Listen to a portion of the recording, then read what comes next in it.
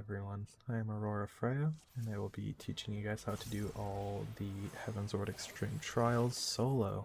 We will first start off with Containment Bay Z1T9, which is Zervan. Zervan is basically just a DPS boss. You don't have to dodge any mechanics or worry about any of them if you're a level 90. For this one, I am playing on my samurai, and all I really have to worry about is the platforms he's breaking. Once he's broken all 4 platforms, he will enter second phase. You can duo this fight and kill him before he enters second phase. If not, it doesn't really matter, as you can just kill him the second he comes down. He does nothing really special attack-wise.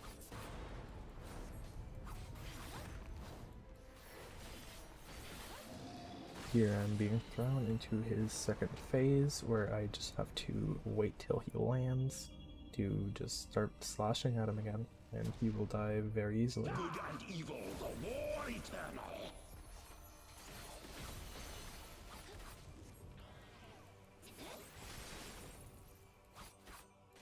If such is my fate. The next trial will be Containment Bay P1T6. The boss is Sophie. We do have to be aware of a few mechanics in this boss. She will start off by casting Thunder 2, which is a cone AoE of lightning. You can just move to the side when she casts it to dodge it.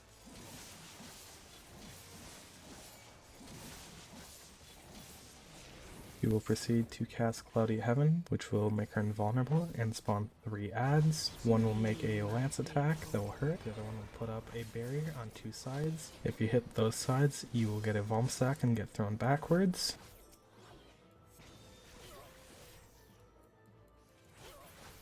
Once you finish killing all the adds, make your way to the right side of the arena, as she will summon a scale and tip it to the left, throwing you towards the left. You can either cast your anti-knockback, being arm's length, or sure cast, depending on your class, to mitigate it, or just go to the left so you don't get pushed off the edge.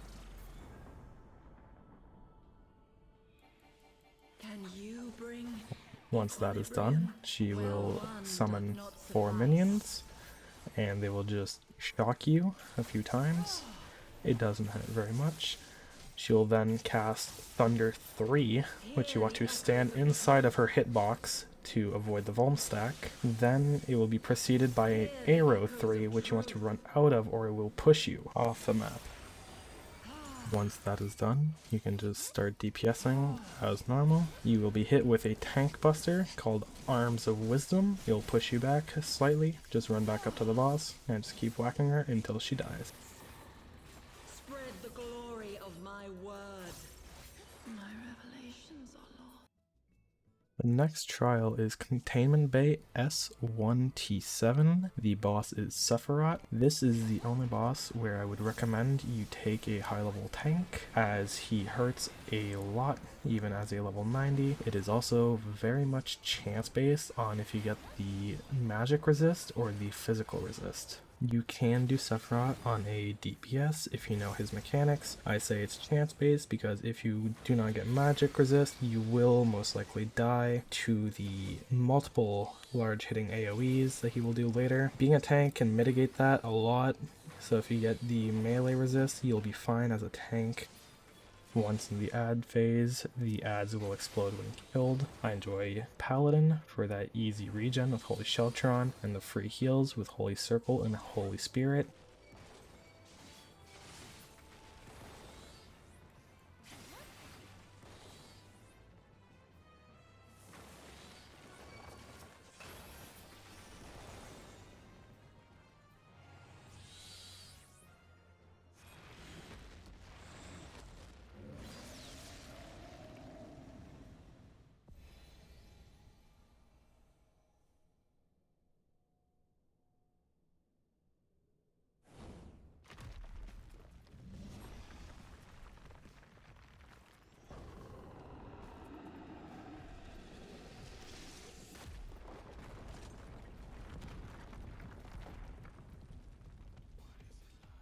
Once Sephiroth is back from diving off the cliff, he will hit you with a raid wide damage down, and then put his hands up and summon a yellow and green circle. You want to match your debuff with the circle. I got Force Against Magic, so I want to go and stand in the green circle. The green debuff, Force Against Magic, will make it so you take less damage from his up and coming magic damage attacks, which hurt. You just want to stand in one of the columns. You'll take a Vulm stack and damage down. It doesn't matter. Now here comes the hard hitting magic damage, which if you got the yellow debuff will hurt a lot, which is why I said this boss is purely chance based. Once you get your debuff, you want to go stand in your circle once again, take another Vulm stack, sit inside of the same circle, whether it's green or yellow. He's going to slap the ground again. From there, you basically just smack him.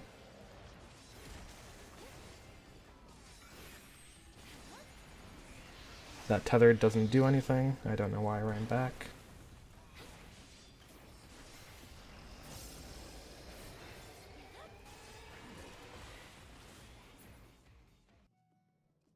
The next trial will be Nidhogg's Rage. The boss is Nidhogg. I decided to go a Dragoon for the memes. I have no clue how to play Dragoon, so the kill might be a bit slower, and I took a lot of avoidable damage, so you can easily dodge a lot of his attacks. I was just plain dumb.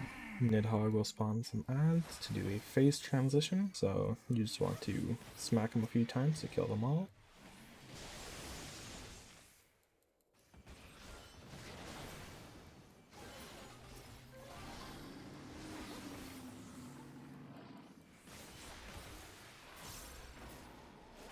Once the ads are dead, Nidhogg will roar to push you back, and from there you will change into a suit of armor and basically do a jump down onto you, which will do a little bit of damage.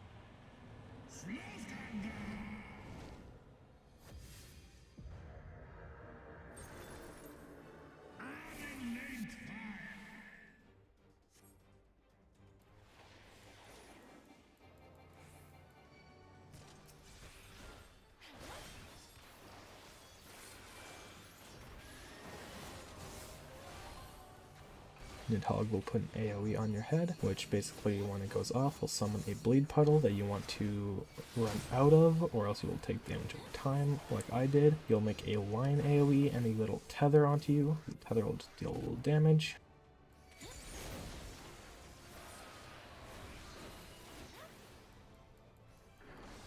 Alamorn is a multi-hitting tank buster, which does tickle quite a bit. He will jump away, do a raid wide, he will transform into his dragon phase. You want to run away from the black puddle on the ground and also go in the opposite direction of the dragon. He'll hit you with a few more AoEs. He will land down into the middle and he will cast a multi-hitting stack onto you. It will hurt quite a bit. You might need to use second wind, or if you're a tank you can just eat it with mitigations. From here, you just kill the boss.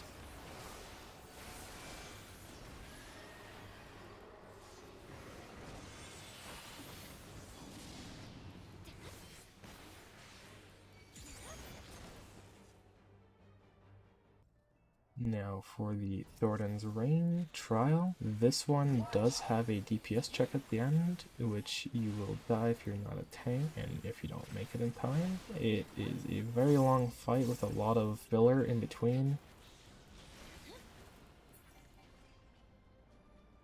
Once you chunk his health bar, he will put his sword on the ground and start his second phase. He will spawn a few of his knights, you just want to DPS them.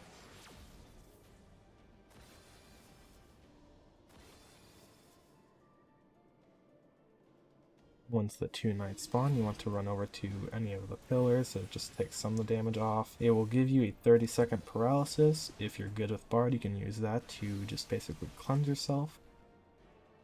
The knight in the middle will start casting Sacred Cross, which will hurt a lot if you don't kill him in time. He is very weak if you're level 90, so if you're not, once you get him down, it's going to be stuck at 0.1 HP. You're going to cast Sacred Cross, it will not hurt as much. You can try to dodge these 3 AoEs by sitting in a corner. I failed to do so.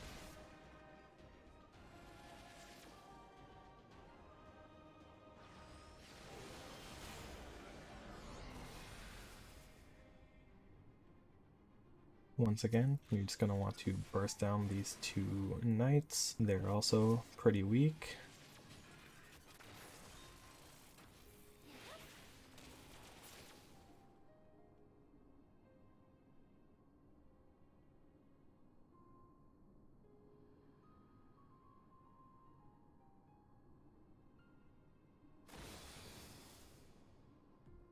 Here, the three knights will jump in the air. They're supposed to tether a person each, except your soul, so you'll receive all three tethers. They do between 7,000 to 8,000 damage, so they're pretty weak.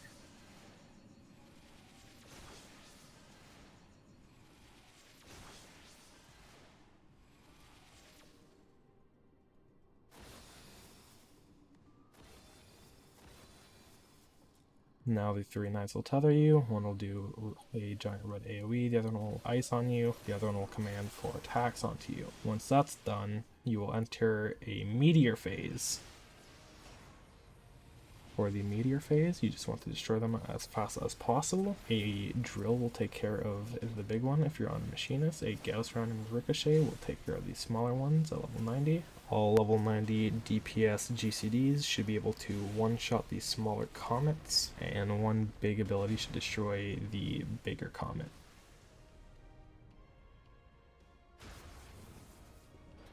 Once meteors are over, he's gonna start pushing you with his sword, so you just want to keep running at the sword. Make sure you don't end up behind it or you will end up in the blue fire.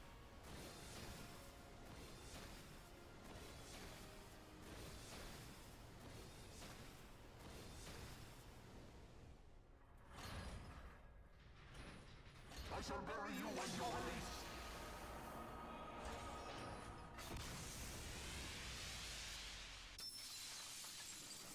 Now here is his final phase, his quote-unquote DPS check. You will start summoning his knights, and if you do not kill him fast enough, the knights will stun you, give you magic down, then fizz down. If you get the physical down, he will end up hitting you for over 130,000 damage, which hurts a lot.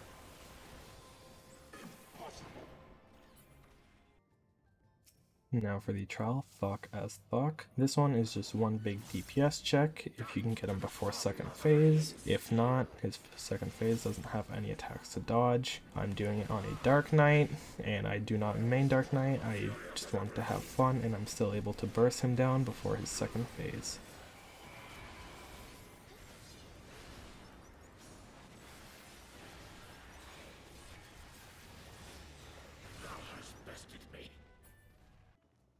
Now for the final trial, the Limitless Blue. You'll be fighting Bismarck. He will immediately hit you with a stun, which deals almost no damage.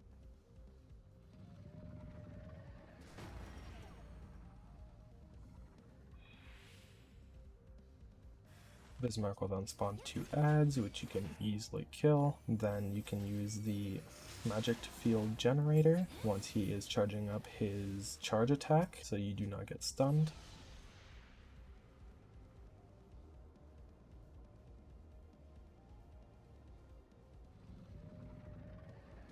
Once he hits the island with his charge attack, the dragon killers will be readied. I recommend using someone that has a dash or a teleport. It will make it 100 times easier for you later in the fight.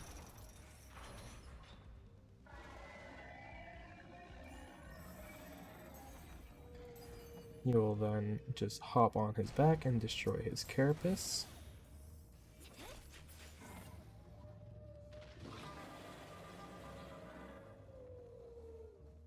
Bismarck will then spawn a blue and green snake. You just want to kill them as fast as possible.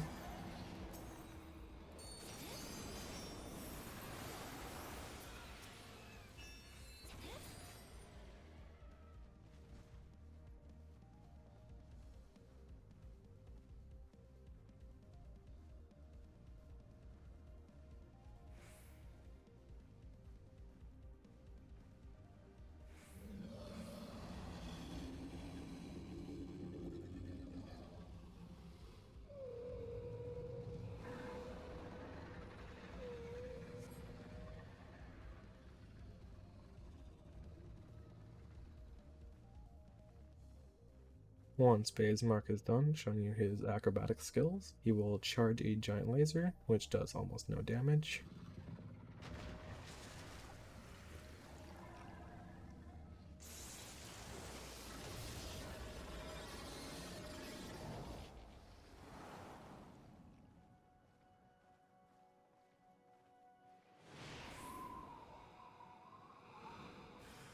Bismarck will spawn 3 ads, you just want to kill them as fast as possible. He will also stun you in the process, and the ads have a chance of dropping a water ball on your head or pushing you, so make sure you're in the center.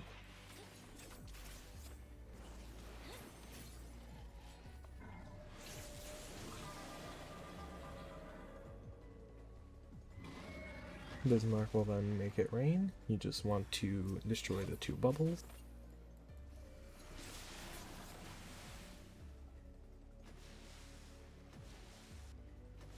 And sometimes he will or will not do another acrobatic move. You want to run in the opposite direction of which way he's flipping, because you will be pulled or pushed.